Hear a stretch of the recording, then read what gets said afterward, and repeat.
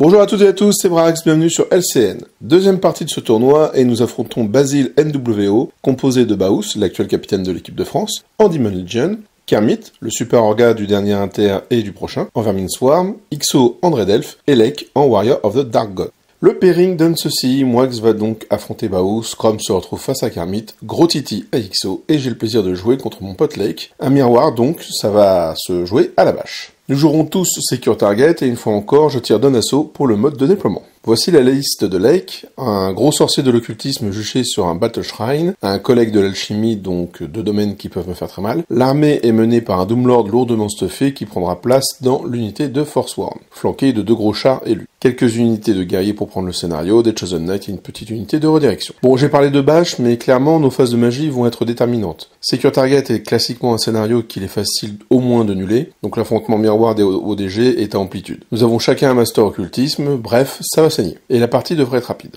Niveau manifestation pour mon hexacadéral, je conserve les mêmes. Abiding Spirit est là plus pour choper le smite et, dans les futurs inévitables corps à corps, avoir une chance de se guérir. Évidemment, leur target là ne sert à rien. Mais le vol aurait peut-être été plus efficace. Niveau sort, le même triplet, à savoir la comète, le Hellfire et le smite. Pour l'occultisme, je préfère prendre le Pentagram of Pain à la place du souffle. Alors ça se discute, parce que ce dernier blesse moins bien. Et plus encore quand on sait qu'on ne peut pas reroll les blessures du souffle avec le Veilwalker, car ce dernier ne fonctionne qu'en phase de magie. Merci Baus de me l'avoir fait remarquer en commentaire sur la vidéo précédente. Donc il blesse moins bien, et la quasi-totalité de l'armée ODG a une 5+ d'Aegis contre les attaques toxiques. Alors je sais pas si c'est moins bien ou équivalent avec la force 4 AP1 du pentagramme, mais c'est l'occasion de le tester. Je pense quand même malgré tout que le souffle restait une meilleure solution. Pour le reste, je conserve le bonus d'invue, le Mark for Doom et le gros blast. Le Battle Shrine continue avec le Whispers of the Veil. De son côté, Lake choisit la comète, grâce au Battle Shrine comme monture. Le Hand of Glory, lui aussi prend le Pentagram of Pain, donc c'est pas si déconnant que ça. Et le Mark for Doom. Pas de Grave Call, ce qui m'étonne un petit peu, mais bon. L'adepte de l'alchimie va prendre le Silver Spike et l'héréditaire. Là encore, je pensais plus au Quicksilver Lash, parce que l'héréditaire étant un P0, certes il va me blesser facilement, mais derrière il va falloir que je rate des grosses sauvegardes. Donc pareil, je trouve ça un petit peu étrange comme choix.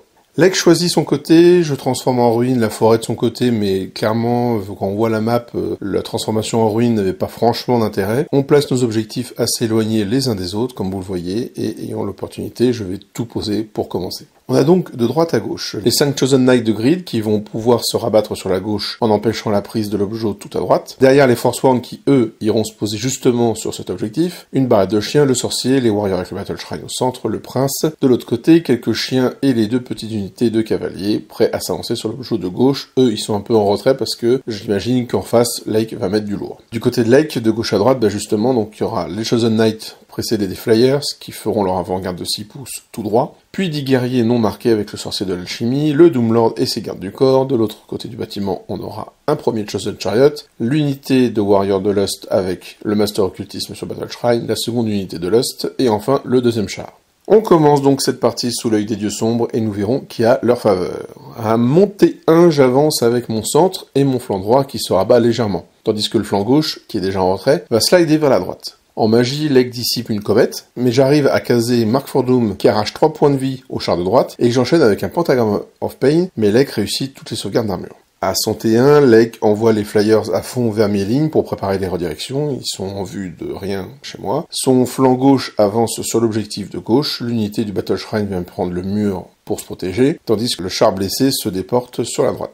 Il échoue en magie le Mark for Doom sur mon prince, il désire enchaîner avec une Spear, mais les Forsworn gênent la ligne de vue de son sorcier de l'alchimie, donc il va changer de cible et se rabattre sur les Chosen Knights de l'envie, mais je dissipe le sort. Bon, ça va vite, on enchaîne déjà avec mon T2, où je tente une charge avec le prince, une charge à 10, sur le char de gauche. Mais hélas, j'échoue. Évidemment, j'avais anticipé et lâché les chiens qui viennent rediriger. Alors, ils devaient rediriger normalement le pack avec le Battle Shrine, là ils vont rediriger et le pack et le char. Je continue à avancer avec mon flanc droit et slider vers la gauche. En magie, Lake dissipe le Mark for Doom, lancé sur le char de droite, je rate un Whispers sur ce même char qui visait bien sûr à descendre son endu, mais arrive à le terminer malgré tout avec le Grave Call, donc un gros char en moins, c'est déjà ça.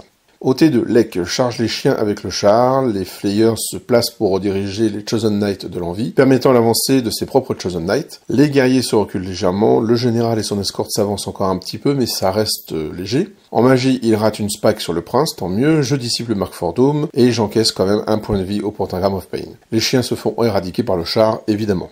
À montée 3, je tente une charge sur le char avec le prince. C'est une charge à 6, que malheureusement je vais échouer. Et du coup, je l'échoue, mais j'avance quand même pas mal et je prête le flanc au Forsworn. Donc ça pue un peu. Les Chosen Knights de l'envie prennent la redirection, évidemment. Les chiens viennent rediriger les guerriers. Les Chosen Knights de Grid se placent sur la colline. Question d'agresser son flanc et d'avoir une vue sur tout. Il pourra pas s'échapper avec ses guerriers. Il pourra juste fuir s'il veut, puisqu'il est de Lust, mais c'est tout. Les Forsworn se placent sur l'objet, que personne ne devrait venir leur contester. En magie, Lake va binder le Mark for Doom, et je rentre une comète, par contre, que je place au niveau de l'objet de gauche. Je rate mon Grave Call, ça c'est dur, et le bonus d'invue sur le prince échoue également. Donc j'en connais un qui va passer un sale quart d'heure. Les Flayers, au corps à corps bien sûr, se font massacrer par les Chosen Knights. À son T3, Lake déclenche pas mal de charges. Les guerriers avec le Battle Shrine viennent prendre les chiens qui sont face à eux. Les Chosen Knights de Bride engagent leur homologue de l'envie. Les Forsworn atteignent le flanc de mon prince, donc ça c'est chaud, qui encaisse déjà la charge du char. Mais ce dernier va perdre quand même 2 points de vie en passant par le muret. Bon, ça pue, hein. Clairement ça pue. Les guerriers de droite viennent rediriger les Chosen Knights de Grid. En magie, Lake va échouer sa spike et je dissipe le Mark for Doom, donc ça c'est cool. Et à la fin de la phase de magie, je fais mon 4+, la comète tombe, je fais un 12 sur les dés, elle va donc toucher pas mal de monde chez Lake, tuant un Chosen Knight au complet et en blessant un autre avec un PV, 3 Warriors dans le petit pack qui est sur l'objectif de gauche, et seulement par contre 2 PV dans les Forsworn, donc ça c'est un peu dommage, j'aurais voulu entamer le plus possible cette unité, mais bon. Les Chosen Knights de Pride se ratent, par contre au corps à corps, ne font qu'un point de vie contre 4 de mon côté, ils fuient et sont rattrapés, donc ça c'est cool, et en plus, ils n'ont pas fui de loin, donc je continue à voir le gros corps à corps, selon comment se reformera Lake, il peut peut-être sortir de ma ligne de vue, mais ça risque d'être compliqué. Les chiens meurent évidemment sous les coups des guerriers et du Battle Shrine, ça, il n'y avait pas de souci. Je lance un défi avec mon prince, et Lake le relève surprenamment avec son Doomlord. J'arrive donc à lui arracher 2 points de vie, mais lui aussi, parce qu'il a des attaques divines, grâce au gantelet, il a cramé un Vel token, et il passe en attaque divine. Bon, malgré ça, il a un peu de mal à me toucher, du coup, il doit faire un as pour blesser quelque part, et du coup, moi j'ai mes invus que je relance, et je les réussis de nouveau. Cependant, j'ai les différents bonus fixes de Lake, et donc je dois faire un test à 3. Minimize car j'ai le Gaining Light sur le prince. Et ben je sors mon Douglas. Donc je suis très chanceux sur ce coup-là. À mon T4, bon, je vais profiter de ce prince qui tank à peu près tout ce qui bâche chez mon adversaire. Donc j'envoie un maximum de charge à mon tour. Les Chosen Knights de Grid dans les guerriers qui les redirigent, de toute façon je les aurais pris. Les Warriors dans le flanc du char, avec le Battle Shrine évidemment. Les Barbarian Horsemen vont venir sur le flanc des Forsworn, parce que les Forsworn ne me font pas spécialement peur, et par contre j'apporte un flanc, un super flanc, une bannière, une charge, et potentiellement un rang si jamais il me fait 0 PV. Et il faut voir aussi que il y a de fortes chances que le char, à qui il ne reste que 2 PV, meurt, ou 3 PV, meurt sous les coups des guerriers du Battle Shrine, et du coup, tous les bonus que m'apporte cette unité seront annulés. Il y aura juste les points de vie du char, mais eux vont se désengager, donc j'aurai pas la charge, j'aurai pas les 2 bannières qu'il y a dedans, etc. Donc il me faut le plus de points possible pour tenir, pour au moins gagner le combat, essayer de faire en sorte que mon prince se guérisse, etc. Et j'envoie, du coup, puisqu'ils arrivent à voir encore le pack des Forsworn, qui n'a pas pu bouger, du coup, les Chosen Knights de l'envie, qui arrivent dans leur dos. Donc là, par contre, ça va faire très très mal. En magie, je passe le Whispers of the Veil sur les Forsworn, donc très cool. -1 en endu et -1 sur leur test de discipline, parce que je compte bien leur faire un break test. Et en plus, je cale un smite aléatoire, parce que j'avais plus assez de dés, qui va tomber sur la force. Donc aléatoirement, je tombe sur la force, donc ça c'est cool aussi. Ça proc, donc, le Gaining Light sur le prince au cas où. Et en plus, j'arrive à caser, donc c'était avant, mais j'arrive à caser un Hand of Glory sur le prince, donc il sera à 3+ d'invue. Donc oui, vous avez bien entendu, toute la magie passe à ce tour-ci, je passe tous mes sorts, et Lake n'arrive pas à en dissiper un seul. Bon bah en fait c'était inutile tout ça, parce qu'on commence par ce corps à corps, évidemment, on commence par notre duel, par la continuité de notre duel, et le prince va finir le Doomlord. Du coup les Forsworn ne sont plus tenaces, vous avez vu tout ce qu'il y a sur leur tronche, donc ils vont prendre tarif, et en plus ils devront faire un test avec un -1